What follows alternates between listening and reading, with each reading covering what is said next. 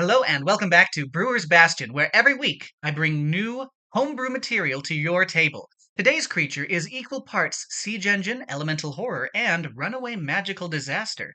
This is the Obsidian Warbeast, a molten juggernaut forged from pure obsidian and filled with molten lava just waiting to erupt.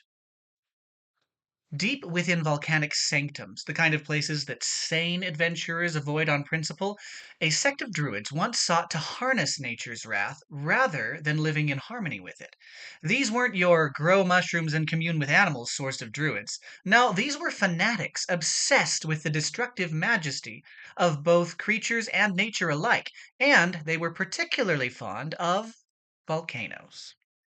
They wanted guardians, weapons, living monuments to the power of burning stone. And so they began shaping rock into molten beasts, sculpting them in the image of siege-like creatures with massive horns, creatures such as rhinoceroses or triceratopses, which were held sacred for their brute strength and incredible survivability.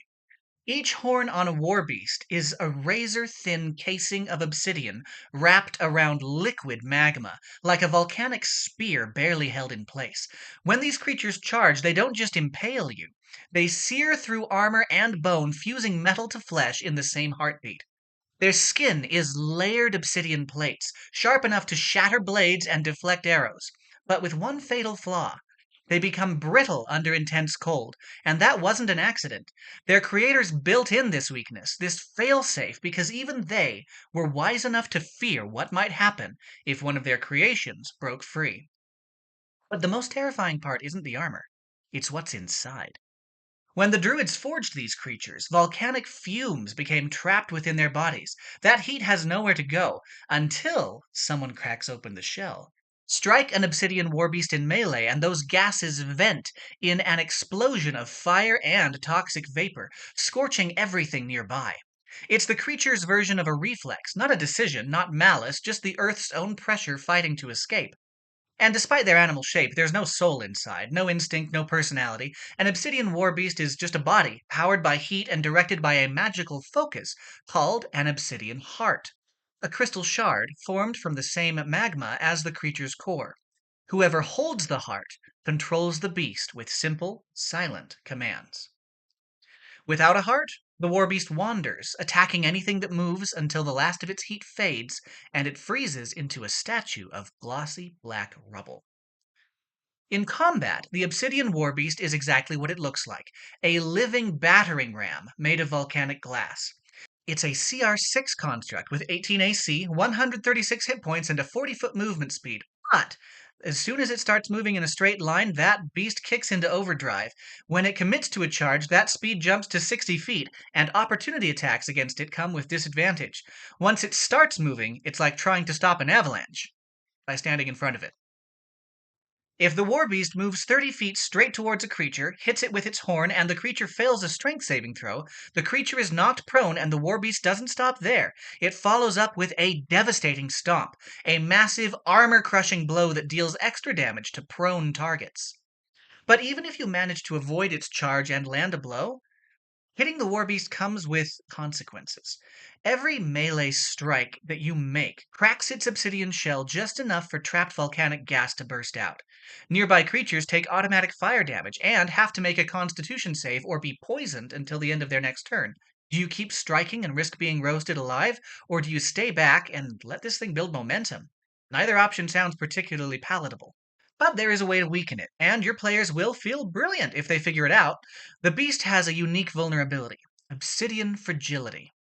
If it takes 15 or more cold damage in a single hit, the extreme temperature drop fractures the plates, permanently reducing its AC for the rest of the day. You can literally shatter the armor off of this monster one piece at a time. So the fight becomes this little puzzle. Can we stay out of its charge range? Can we weather the steam explosions? Can our spellcasters deal enough cold damage to wear it down before it tramples half of the front line? It's simple, and perhaps that little vulnerability to cold is a bit on the nose, but your players will still likely feel quite clever when they figure it out. There are a lot of great narrative uses for this creature, especially if you play up its origins. You could run a story about an extremist druidic order, or splintered remnants of one, who are trying to reforge an ancient warbeast army. Maybe they have a Warbeast lumbering around a volcanic crater, but they don't have control yet.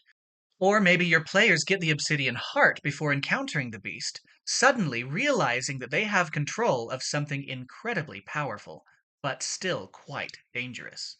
Or flip it the other way. Maybe the heart is lost, shattered, or stolen, and the war beast has gone rogue, rampaging across the countryside like a runaway living siege engine. That makes for a fantastic mid-tier hunt, with the players trying to lure this 4-ton walking volcano into an ambush or a trap before it demolishes a town's outer wall. You could even introduce the war beast in a one-shot. A once imposing fortress has collapsed into an active volcano, leaving behind untold riches to those who dare scour its ruins, and the party must navigate molten trenches and cooling lava, only to discover that one of these constructs is still wandering the ruins in the dark, its horn glowing from within like a blade of liquid fire. And of course, if your players manage to get their hands on an Obsidian Heart, they suddenly have a controllable Warbeast companion. That's a huge power spike for your party, but a fun one, especially if you make them worry about keeping that heart from being shattered. Because when it does shatter, every creature nearby gets showered with razor-sharp obsidian shards, including the player who was holding it. Players love being given powerful, almost game-breaking goodies that let them abuse incredible power.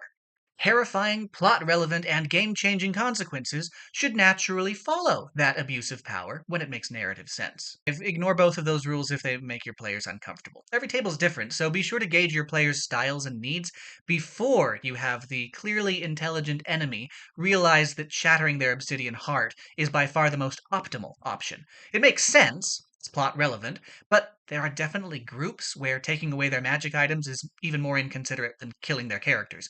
Get a read on your party and make sure you've got their backs, even while you are trying to unalive them.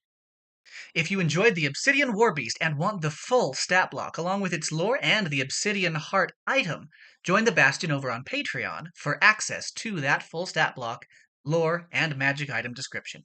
As always, thanks for watching, and a big shout out to my patrons on Patreon for making this possible. Couldn't do it without you, so thank you so much. Be sure to like and subscribe so you don't miss any of my weekly monsters, and if you enjoyed the video, share it with your friends, either right now or after you've used it in your campaign. That's all for this week. Until next time, may your wit be as sharp as your sword.